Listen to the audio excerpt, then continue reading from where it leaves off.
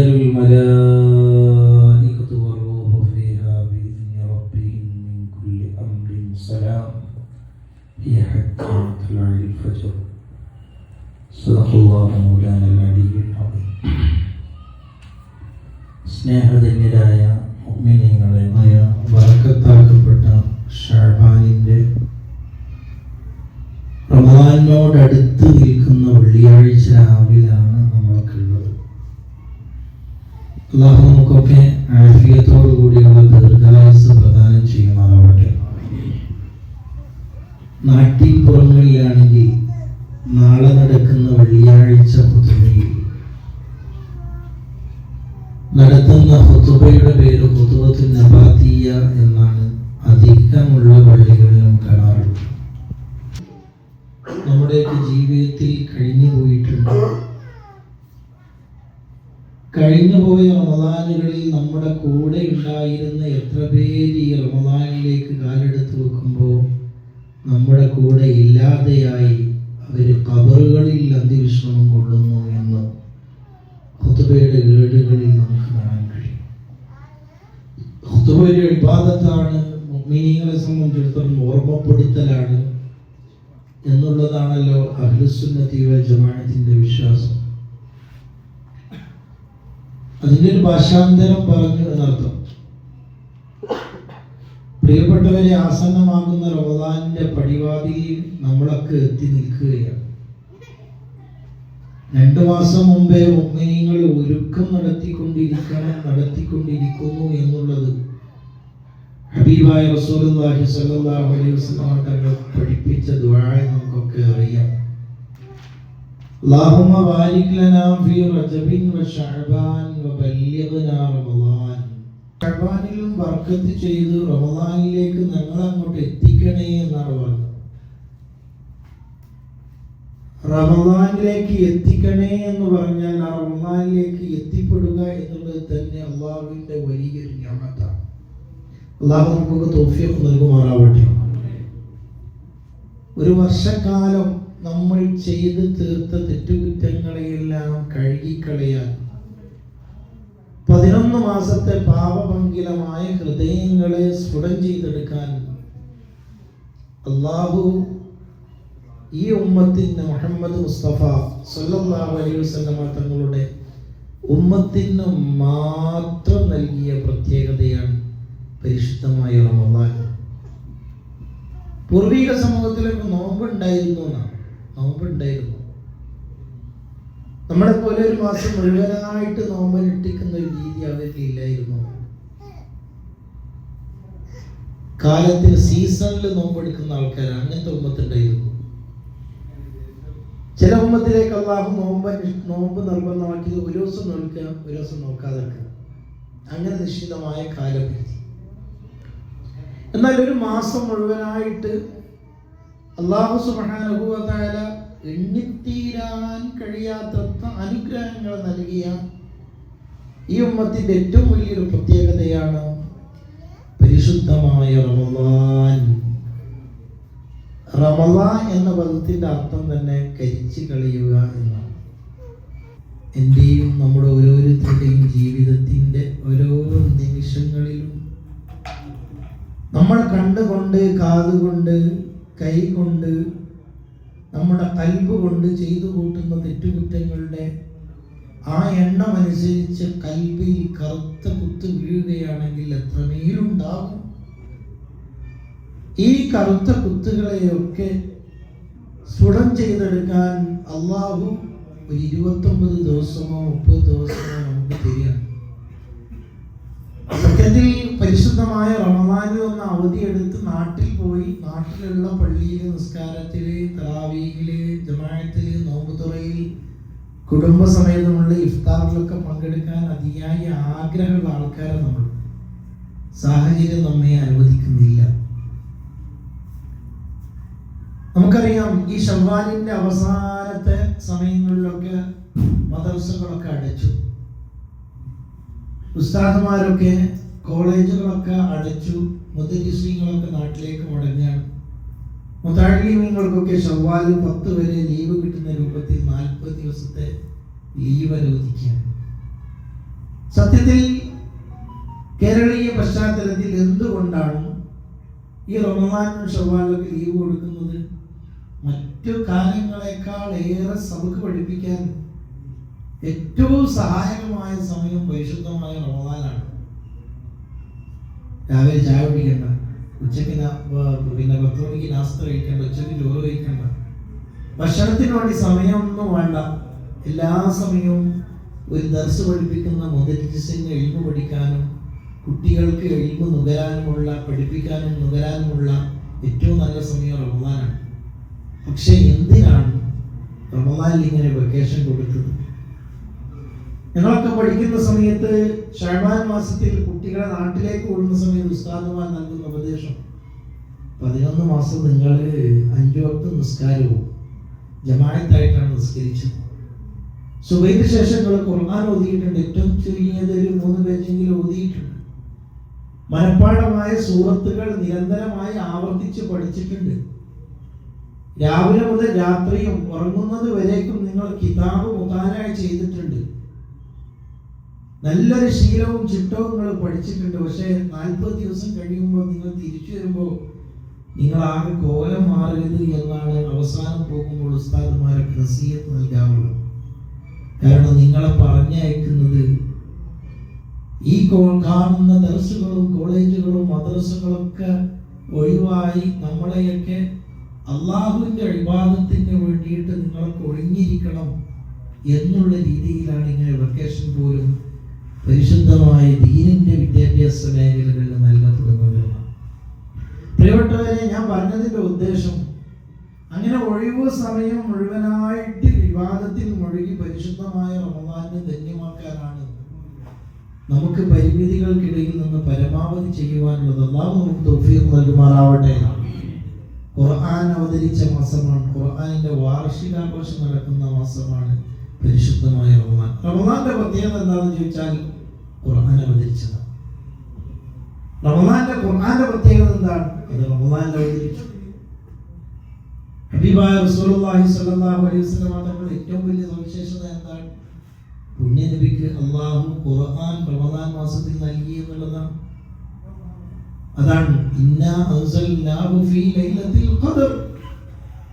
ഖദറിന്റെ രാത്രിയിൽ നബിയെ അദ്ദേഹത്തിന് നബി സല്ലല്ലാഹു അലൈഹി വസല്ലം തങ്ങൾക്ക് അല്ലാഹു ഖുർആൻ അവതരിപ്പിച്ചു കൊടുത്തു. ലൈലത്തുൽ ഖദ്രി ഖൈറും മിൻ അൽഫി ശഹർ. ലൈലത്തുൽ ഖദർ എന്നുള്ളത് 9 അക്ഷരങ്ങളാണ്. ലൈലത്തുൽ ഖദർ എന്നുള്ള 9 അക്ഷരമാണ്. ഖുർആനിൽ ലൈലത്തുൽ ഖദർ എന്നുള്ള പദം 3 പ്രാവശ്യമാണ് ആവർത്തിച്ചു വന്നത്. 3 × 9 എന്ന് പറഞ്ഞാൽ 27. മഹാന്മാർ 27 രാവിന് വലിയ പവിത്രത നൽകിയത് ലൈലത്തുൽ ഖദറിന് സാധ്യതയുള്ള രാവാണ്. ഖുർആനിന്റെ ഓരോ പദങ്ങളും പദങ്ങളുടെ എണ്ണത്തിലും വലിയ മൊഴിചേർത്ത് അകത്ത് കിടക്കുന്നു എന്നുള്ളതിൽ നിന്ന് മഹാന്മാരായ മുഫസ്സിറുകൾ കണ്ടെത്തിയ ഒരു കാഴ്ചപ്പാടാണ്. അങ്ങനെ റമദാന്റെ ഓരോ രാവും, പരിശുദ്ധമായ റമദാന്റെ 1-ാമത്തെ രാവിൽ അല്ലാഹുവിന്റെ ഒരു തിരുനോട്ടമുണ്ട്. ആ തിരുനോട്ടം ലഭിച്ചവന് റമദാൻ കൊണ്ട് വിജയിച്ചു എന്ന് മുഹമ്മദ് മുസ്തഫ സല്ലല്ലാഹു അലൈഹി വസല്ലം. അപ്പൊ ആ റമദാനിലേക്ക് വരുന്നതിന് മുമ്പ് നമുക്ക് ചെയ്യാനുള്ളത് പരിശുദ്ധമായ ശഅബാൻ. ആ ശഅബാനെ കുറിച്ച് ഹബീബായ റസൂലുള്ളാഹി സ്വല്ലല്ലാഹു അലൈഹി വസല്ലം തങ്ങൾ പറഞ്ഞത് ശഅബാൻ എന്റെ മാസമാണ്, റജബ് അള്ളാന്റെ മാസമാണ്, ശഅബാൻ എന്റെ മാസമാണ്, റമദാൻ എന്റെ ഉമ്മത്തിന്റെ മാസമാണ്. ശഅബാൻ എന്റെ മാസം എങ്ങനെയാണ് ആയത്? ഹബീബായ റസൂലുള്ളാഹി സ്വല്ലല്ലാഹു അലൈഹി വസല്ലം തങ്ങളുടെ ജീവിതവുമായി ഏറെ ബന്ധപ്പെട്ട ഒരു മാസമാണ് ശഅബാൻ മാസം. തങ്ങൾക്ക് ജീവിതത്തിൽ ഏറെ പ്രയാസങ്ങളുണ്ടായപ്പോൾ റസൂലുള്ളാഹി സ്വല്ലല്ലാഹു അലൈഹി വസല്ലം തങ്ങളുടെ എല്ലാ പ്രയാസങ്ങളും നീക്കിക്കൊടുത്ത് അവരുടെ ഹൃദയത്തിന് വിശാലമാക്കി കൊടുത്ത പരിശുദ്ധമായ ഖുർആനിൽ ചെറിയൊരു സൂറയുണ്ട്, സൂറത്തു അലം നശ്റഹ്. അലം നശ്റഹ് ലക സദ്റക വവദഅനാ അൻക വിസ്റക അല്ലദീ അൻഖദ ളഹ്റക. പരീക്ഷയ്ക്ക് പോകുന്ന മക്കൾക്ക് പരീക്ഷയ്ക്ക് പോകുന്നതിന് മുമ്പ് ഉസ്താദുമാര് ചൊല്ലാൻ പറഞ്ഞ അല്ലെങ്കിൽ പെണ്ണൊക്കെ മന്ത്രിക്കാറുണ്ട്. ആ സമയത്ത് മന്ത്രിക്കേണ്ട ഒരു സൂറ എന്ന് പറയുന്നത് അലം നശ്റഹ് സൂറത്താണ്. ഖുർആനിൽ അലം കൊണ്ട് തുടങ്ങുന്ന 2 സൂറത്തുണ്ട്. ഒന്ന് അലം നശ്റഹ്, വേറെ സൂറത്ത് ഏതാ? അലം തറ. അറബി ഭാഷയിൽ അലം എന്ന് പറഞ്ഞാൽ വേദന എന്ന്. അലം എന്ന് പറഞ്ഞാൽ വേദന. സുബഹിന് മുമ്പുള്ള 2 റക്അത്ത് നിസ്കാരത്തിൽ, സുബഹിന് മുമ്പുള്ള റവാത്തിബ് നിസ്കാരങ്ങളിൽ ഏറ്റവും ശ്രേഷ്ഠമായ നിസ്കാരമാണ് സുബഹിന് മുമ്പുള്ള 2 റക്അത്ത് റവാത്തിബ് നിസ്കാരം. എല്ലാ സുന്നത്തായ നിസ്കാരങ്ങളും സാധാരണ നമ്മൾ ഓതുന്ന സൂറകൾ ഏതൊക്കെയാണ്? എല്ലാത്തിനും ഒരു അല്ലാഹു ഇല്ലേ? നേരല്ലാത്ത എല്ലാ സൂറത്തിനും സാധാരണ ഓതേണ്ട 2 സുന്നത്തായ സൂറത്ത് ഏതാണ്? ഖുൽ യാ അയ്യുൽ കാഫിറൂനും 2 റക്അത്തിൽ ഖുൽ ഹുവ. ഇതെല്ലാം നിസ്കാരത്തിൽ സുന്നത്തായ നിസ്കാരത്തിൽ. എന്നാൽ സുബഹിന് മുമ്പുള്ള 2 റക്അത്ത് നിസ്കാരത്തിൽ ഈ സൂറത്ത് പുറമെ 1-ാം റക്അത്തിൽ അലം നശ്റഹ് സൂറത്തും 2-ാം റക്അത്തിൽ അലം തറ കൈഫ സൂറത്ത് ഓതിക്കഴിഞ്ഞാൽ അവർക്ക് അന്നേ ദിവസം യാതൊരു തരത്തിലുള്ള വിഷമവും ഉണ്ടാവുകയില്ല എന്ന് മുഹമ്മദ് മുസ്തഫ സല്ലല്ലാഹു അലൈഹി വസല്ലം.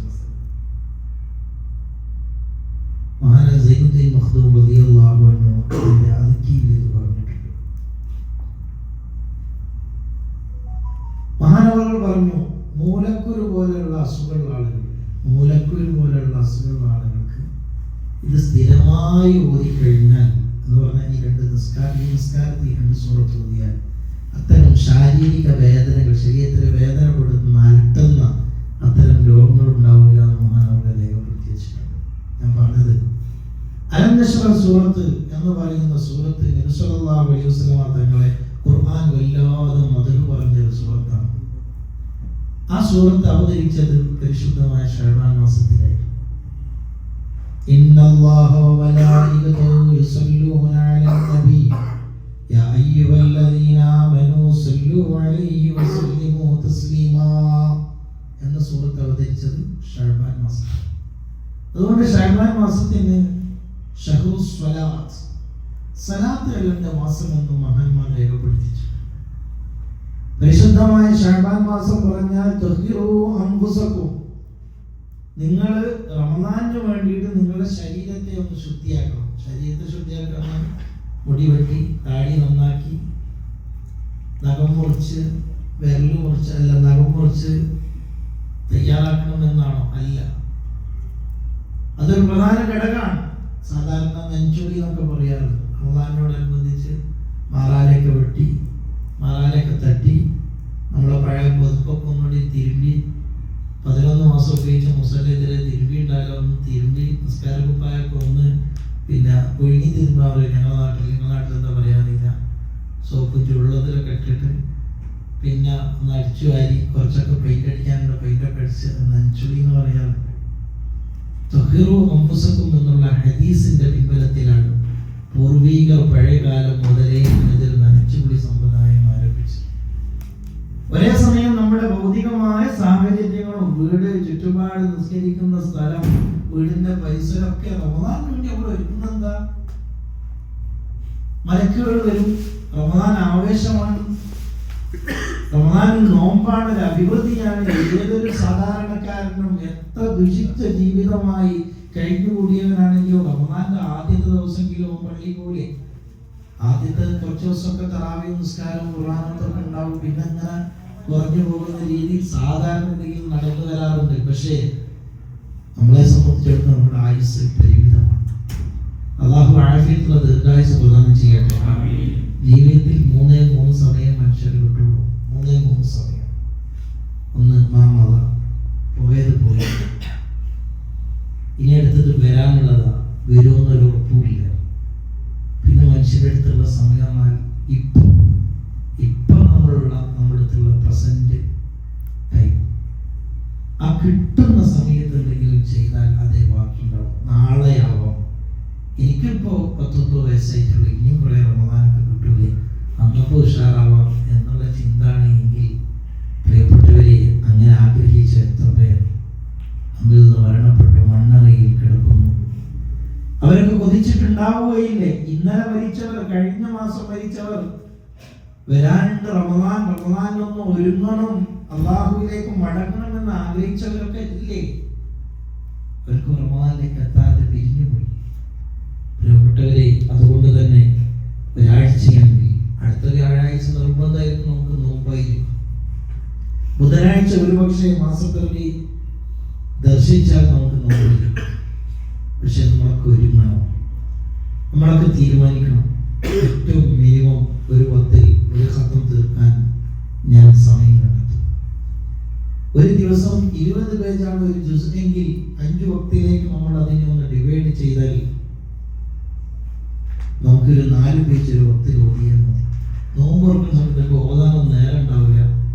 അങ്ങനെയാണെങ്കിൽ ഒരു വക്തിന് 5 പേജ് വക്തിച്ച് ഓതാൻ നമുക്ക് സമയം കണ്ടെത്താൻ കഴിയുമെങ്കിൽ ജോലി തിരക്കുകളുണ്ടാവും, ചുറ്റുപാടുണ്ടാവും, സാധാരണഗതിയിൽ വർക്കിംഗ് അവേഴ്സൊക്കെ കുറവായിരിക്കും.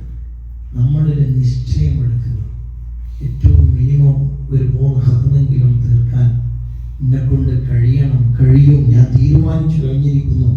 അതിൻ്റെ വേണ്ടി നമ്മൾ ഒരുങ്ങണം.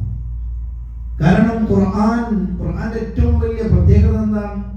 ഖുർആൻ ഓതുന്ന ആൾക്ക് വേണ്ടി ഖുർആൻ അള്ളാഹുവിന്റെ മുന്നിൽ ശുപാർശയ്ക്ക് കടന്നു വരുമെന്ന് മുഹമ്മദ് മുസ്തഫ സല്ലല്ലാഹു അലൈഹി വസല്ലം. നമ്മുടെയൊക്കെ ഇന്നല്ലെങ്കിൽ നാളെ ഇരുളിന്റെ ഭവനമായ ആഖിറത്തിലേക്ക് കടന്നു പോകുമ്പോൾ ഏറ്റവും വലിയ ഭയാനകരമായ അവസ്ഥകൾ നേരിൽ കാണുകയും അനുഭവിക്കുകയും ചെയ്യേണ്ട ഒന്നാമത്തെ വീടാണല്ലോ ഖബർ. ആ ഖബറിന്റെ ഇരുളറയിൽ 2 പ്രകാശങ്ങൾ കടന്നു വരുമെന്ന് മുഹമ്മദ് മുസ്തഫ സല്ലല്ലാഹു അലൈഹി വസല്ലം. ഒന്ന്, ജീവിതത്തിൽ കഴിഞ്ഞുപോയ പരിശുദ്ധമായ റമദാനുകളുടെ വെളിച്ചമാണ്. അല്ലാഹു നമുക്ക് തൗഫീഖ് നൽകട്ടെ. രണ്ടാമത്, ജീവിതത്തിൽ അവൻ പാരായണം ചെയ്ത ഖുർആനാണ്. ആ ഖുർആന്റെ ശഫാഅത്ത് ലഭിക്കുന്നവരിൽ അല്ലാഹു നമ്മെ ഏർപ്പെടുത്തി തരട്ടെ.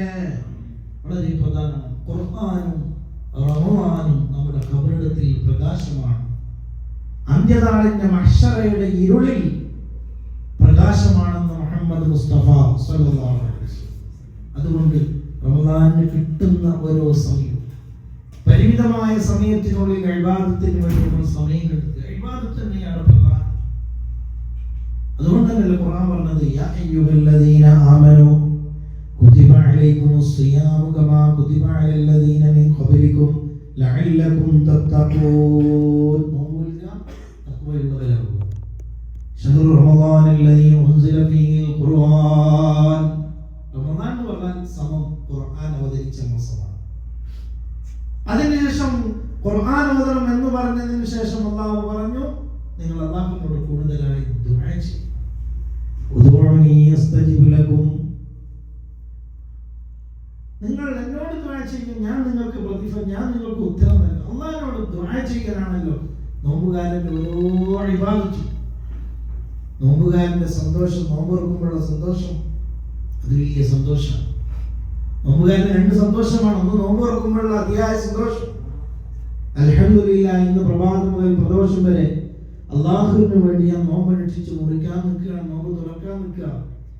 പഠിച്ചവന്റെ പരമാവധി തിന്മകളിൽ നിന്ന്, തെറ്റുകളിൽ നിന്ന് വിട്ടുനിന്ന് നിന്റെ ഭക്ഷണം കൊണ്ട് നോമ്പ് നോറ്റ്, നിന്റെ ഭക്ഷണം കൊണ്ട് നോമ്പ് തുറക്കാൻ. അങ്ങനെയല്ലേ ആ ദുആ? അല്ലാഹുമ്മ ലക സും, നിനക്ക് വേണ്ടി നോമ്പ് അനുഷ്ഠിച്ചു. വഅലാ റിസ്ഖിക അഫ്തർതു, നീ തന്ന റിസ്കിന്റെ മേൽ ഞാൻ ഇവിടെ നോമ്പ് തുറക്കുകയും ചെയ്യും. ദഹബല്ലാഹു വബതല്ലത്തിൽ ഉറൂഖു വസബതൽ നജ്റു ഇൻഷാ അല്ലാഹ്. ദാഹം പോയി, വിശപ്പ് പോയി, ഞരമ്പുകളൊക്കെ നനഞ്ഞു. അൽഹംദുലില്ലാഹ്. ഇങ്ങനെ നമ്മുടെ ഓരോ നോമ്പ് തുറക്കാനും നോമ്പ് നോറ്റവന്റെ ഓരോ കർമ്മങ്ങളും ഇബാദത്താണ്. അവന്റെ കുടിയും അവന്റെ ദാഹശമനവും അവന്റെ അടക്കവും അവന്റെ ഒതുക്കവും അവന്റെ ഉറക്കം പോലും. നോമ്പുകാരന്റെ ഉറക്കം ഇബാദത്താണല്ലോ. അല്ലാഹു നമുക്ക് തൗഫീഖ് നൽകുമാറാവട്ടെ. അതുകൊണ്ട് പ്രിയപ്പെട്ടവരെ, നമ്മൾ ശരീരം കൊണ്ടും മനസ്സുകൊണ്ടും കൽബ് കൊണ്ടും പരിശുദ്ധമായ റമദാനിനെ വരവേറ്റ് ആ റമദാനിനെ കൊണ്ട് നമ്മുടെ കൽബുകളെ തഖ്വ കൊണ്ട് നിറക്കാൻ വേണ്ടി ശ്രമിക്കുക. റമദാന്റെ തുടക്കത്തിൽ കാണുന്ന ആവേശം കുറച്ച് ദിവസം കഴിഞ്ഞാൽ നഷ്ടപ്പെടുകയാണെങ്കിൽ നമ്മുടെ റമദാൻ നമുക്ക് എതിരായി സാക്ഷിയാകുമോ? അല്ലാഹു കാത്തുരക്ഷിക്കുമാറാവട്ടെ. അതുകൊണ്ടല്ലേ റസൂലുള്ളാഹി സ്വല്ലല്ലാഹു അലൈഹി വസല്ലം തങ്ങൾ പലപ്പോഴും നമ്മൾ ഓരോ റമദാൻ നമ്മൾ ഓർമ്മപ്പെടുത്തലാണ്. ഈ പറയുന്ന കാര്യങ്ങളൊക്കെ നമുക്ക് അറിയാവുന്ന കാര്യങ്ങൾ തന്നെ. കവിയെ ഓർമ്മിപ്പിച്ചുകൊണ്ടേയിരിക്കണം. ആ ഓർമ്മിപ്പിക്കുമ്പോൾ കുറെ കാര്യങ്ങൾ ചിന്തകളെ ഇങ്ങനെ ഉണർത്തും. ഒരു ഉണർത്തുപാട്ടാണ്. അള്ളാഹു നമ്മുടെ ഈമാനെ വർദ്ധിപ്പിച്ചിരുമാറാവട്ടെ. എൻ്റെ പ്രിയപ്പെട്ടവരെ, പരിശുദ്ധമായ റമദാനിന്റെ ദിനരാത്രങ്ങളെ ഇബാദത്തുകൾ കൊണ്ട് ധന്യമാണ്. ഏതായാലും അത്താഴത്തിന് നമ്മൾ എണീക്കും. നോമ്പല്ലാത്ത കാലത്തൊക്കെ നമുക്ക് ക്ഷീണമാണ്, ഉറക്കമാണ്, തളർച്ചയാണ്, തഹജ്ജുദൊന്നും എണീക്കാൻ കഴിയില്ല. എന്തായിരുന്നാലും അത്താഴം എന്തെങ്കിലും കഴിക്കണം. നിങ്ങൾ അത്താഴം കഴിക്കണം. കാരണം അത്താഴം കഴിക്കുന്നതിൽ ഈ ഉമ്മത്തിന് പ്രത്യേകം ബറക്കത്തുണ്ടെന്ന് മുഹമ്മദ് മുസ്തഫ സല്ലല്ലാഹു അലൈഹി വസല്ലം. അത്താഴം കഴിക്കുന്ന ഞാൻ രാത്രിയായിട്ട് കഴിച്ചിട്ട് പിന്നെ കിടന്നുറങ്ങില്ല. അത്താഴത്തിനായിട്ട് എണീക്കാൻ നിൽക്കില്ല. രാത്രി കഴിച്ച ഭക്ഷണത്തിൽ തന്നെ എനിക്ക് നോമ്പുകൾക്കും കഴിയും, പിന്നെ നോമ്പുകൾക്കും കഴിച്ചാൽ മതി. അത് വലിയൊരു ക്രെഡിറ്റ് ആയി ചില ആളുകൾ പറയാറുണ്ട്. പക്ഷെ അത് നബി സല്ലല്ലാഹു അലൈഹി വസല്ലം നമുക്ക് ഇഷ്ടമില്ലാത്ത സംഗതി. അത്താഴം എന്തെങ്കിലും കഴിക്കണം.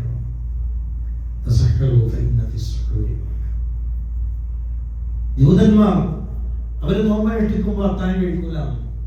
രണ്ട് തത്വമാണ്, രണ്ട് ലക്ഷ്യമാണ് പരിശുദ്ധമായ ശരീരത്ത് അത്താഴം കഴിക്കുന്നതിൽ നിശ്ചയിച്ചുള്ളത്. ഒന്ന് പറയപ്പെട്ട ബറക്കത്ത് കിട്ടാനാണ്. മറ്റൊന്ന് ജൂത വിഭാഗത്തിന്റെ സംസ്കാരത്തിനോട് എതിരായിരിക്കണം എൻ്റെ ഉമ്മത്ത്. അവര് ഭക്ഷണം കഴിക്കില്ല, അതുകൊണ്ട് എൻ്റെ ഉമ്മത്ത് ഭക്ഷണം കഴിക്കണം. അതുകൊണ്ടാണ് നിങ്ങൾ എന്തെങ്കിലും കഴിക്കണം. ഒരു വിശക്ക് തമ്പ്ര ഈത്തപ്പഴം തിന്നിട്ടാണെങ്കിൽ, അല്പം വെള്ളം കുടിച്ചിട്ടാണെങ്കിൽ അത്താഴം കഴിക്കണം. അതുകൊണ്ട് എൻ്റെ പ്രിയപ്പെട്ടവരെ, സഹോദരിമാരെ, ദീർഘിച്ചു പോകും പരിശുദ്ധമായ റമദാൻ നമ്മിലേക്ക് കടന്നു വരാനിരിക്കുകയാണ്. ആ റമദാനിനെ നമ്മിലേക്ക് വരുന്ന ഒരു വിരുന്നുകാരനാണ്. നമ്മൾ വിളിച്ച് നമ്മിലേക്ക് വന്ന ഒരു വിരുന്നുകാരൻ. ആ വിരുന്നുകാരനെ എത്രമേൽ ബഹുമാനത്തോടുകൂടി ആദരവോട് കൂടിയിട്ട് നമ്മൾ സൽക്കരിക്കും. അതുപോലെ അള്ളാഹു നമ്മിലേക്ക് വർഷത്തിലൊരിക്കൽ നിങ്ങൾക്ക് എല്ലാ നിലക്കും മുതലാക്കാൻ അവസരം ഉപയോഗപ്പെടുത്താൻ അള്ളാഹു കനിഞ്ഞു നൽകിയ വലിയൊരു വരദാനമാണ് റമദാൻ. ആ റമദാനിൽ പരമാവധി ഇബാദത്തുകൾ ചെയ്യുക, ദാനധർമ്മം അധികരിപ്പിക്കുക. ഉംറക്ക് പോവാൻ കഴിയുന്ന ആളുകൾ ഉംറക്ക് പോവുക. അത് നമ്മൾക്ക് മാത്രം പ്രത്യേകമായി കിട്ടുന്ന ഒരു പവറാണ്. റമദാനിലെ ഉംറ ഹജ്ജിന്റെ സൗമാണെന്ന് മുഹമ്മദ് മുസ്തഫ സല്ലല്ലാഹു അലൈഹി വസല്ലം. അതുപോലെ തന്നെ പ്രത്യേകിച്ച് അവസാനത്തെ രാവുകളിൽ പള്ളികളിലൊക്കെ ഖിയാമുൽ ലൈൽ 8 റക്അത്താണ് പള്ളി നിസ്കാരം. എൻ്റെ നിസ്കാരം 8 റക്അത്ത് തന്നെ ആയിക്കോട്ടെ. ഞാനിപ്പോൾ സൗദി അറേബ്യയിലുള്ളത്. സൗദി അറേബ്യയിലാണ് 8 നിസ്കരിച്ചാലും മതി. അതാണ് ഇവിടുത്തെ നിയമം. 8 കഴിഞ്ഞിട്ട് ബാക്കിയുള്ള നിസ്കാരം നിങ്ങൾ പൂർത്തിയാക്കി 20. അതാണ് അഹ്ലുസ് സുന്നത്തി വൽ ജമാഅത്തിന്റെ നമ്മുടെ ഉലമാക്കൾ നമുക്ക് പഠിപ്പിക്കുന്നത്. സമയം കണ്ടെത്തുകയാണെങ്കിൽ നമുക്കൊക്കെ നിസ്കരിക്കാൻ കഴിയും. ഇപ്പൊ 20 എല്ലാ ദിവസവും തറാവീഹ് നിസ്കരിക്കുക. വിതർ ഏറ്റവും ചുരുങ്ങിയത് 3 റക്അത്ത് നിസ്കരിക്കുക. പുലർച്ചെ നേരത്തെ എഴുന്നേറ്റ് അത്താഴത്തിന് എഴുന്നേൽക്കുമ്പോൾ ഏറ്റവും ചുരുങ്ങിയത് 2 റക്അത്ത് തഹജ്ജുദ് നിസ്കരിച്ച് അള്ളാഹുവിൻ്റെ മുന്നിൽ നമ്മൾ നമ്മുടെ സ്വന്തം കാര്യം പറഞ്ഞ് കരയണം. നമ്മളിവിടെ ഒറ്റക്കാണ് ഉറങ്ങാറുള്ളത്. ബഹുഭൂരിപക്ഷം ആളുകളും കുടുംബമൊന്നുമില്ല. നമുക്ക് ആരാരുമില്ലാതെ ഖബറിലേക്ക് പോകുമ്പോൾ ഏറ്റവും കൂടുതൽ നമുക്ക് സഹായമായി ഉണ്ടാവുക പാതിരാത്രിയിൽ എല്ലാവരും ഉറങ്ങുമ്പോൾ അള്ളാഹുവിൻ്റെ മുന്നിൽ കൈകൾ ഉയർത്തി കണ്ണുകൾ നനഞ്ഞുകൊണ്ട് നമ്മുടെ കാര്യങ്ങൾ ഏറ്റുപറഞ്ഞ് ദുആ ചെയ്യാൻ വേണ്ടിയിട്ട് 2 റക്അത്ത് നമ്മൾ നിസ്കരിച്ച് ദുആയിരിക്കുമ്പോൾ ആ നിസ്കാരവും ദുആയും മാത്രമാണ് ഖബറിൽ ഒരിരട്ടിൽ സഹായിയായി ഉണ്ടാവുക. അള്ളാഹു നമുക്ക് തൗഫീഖ് നൽകുമാറാവട്ടെ. അതുകൊണ്ട് പ്രിയപ്പെട്ടവരെ, അതിനു വേണ്ടി നമ്മുടെ മനസ്സുകൊണ്ടും ശരീരം കൊണ്ട് ഒരുങ്ങണം. നോമ്പ് തുറക്കുമ്പോൾ നല്ല ഭക്ഷണം കഴിച്ച് പിന്നെ രാത്രി ഭക്ഷണം കഴിച്ച് സുബഹിയൊന്നും അറിയാതെ രാവിലെ നേരം വിളിച്ച് എഴുന്നേൽക്കുന്ന രീതിയാണ് നമ്മുടെ അത്താഴവും നിസ്കാരവും നോമ്പിന്റെ രീതിയും ജീവിതമൊക്കെ എങ്കിൽ നമ്മൾ നമുക്ക് പ്രതികൂലമാകും. കാത്തുരക്ഷിക്കുമാറാവട്ടെ. എന്നോടും നിങ്ങളെല്ലാവരോടും ഇതൊരു റമദാനിനോട് മുന്നൊരുക്കമായി ചെറിയ നസീഹത്തായി ഞാൻ നൽകുകയാണ്. അള്ളാഹു ഖബൂൽ ചെയ്യുമാറാവട്ടെ.